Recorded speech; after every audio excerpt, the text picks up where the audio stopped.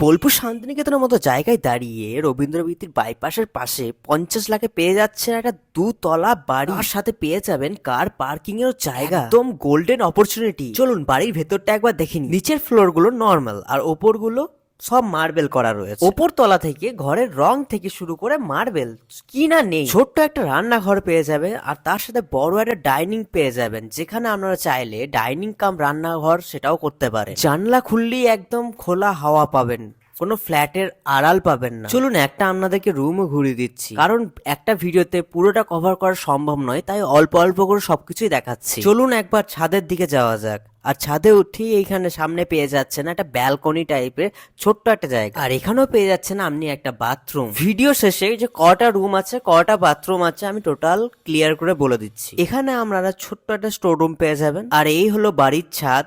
আর ছাদের ওপরও ছাদ আছে, তারও আবার সিঁড়ি করাই আছে। টোটাল বাড়িটার ওভারভিউ বলতে গেলে নিচে দুটো রুম পেয়ে যাবেন আর দুটো বাথরুম আর একটা গ্যারেজও পেয়ে যাচ্ছেন, আর ওপরে পেয়ে যাচ্ছেন মার্বেল যুক্ত মেঝে, দুটো রুম আর দুটো বাথরুম, আর পেয়ে যাচ্ছেন বড় একটা ডাইনিং এর জায়গা, আর পেয়ে যাচ্ছেন ছোট একটা কিচেন। আপনাদেরকে একবার ছাদ থেকে এই ভিউটা দেখাচ্ছি, তাহলে বুঝতে পারবেন যে রবীন্দ্রবীথি বাইপাসটা কতটাই কাছে।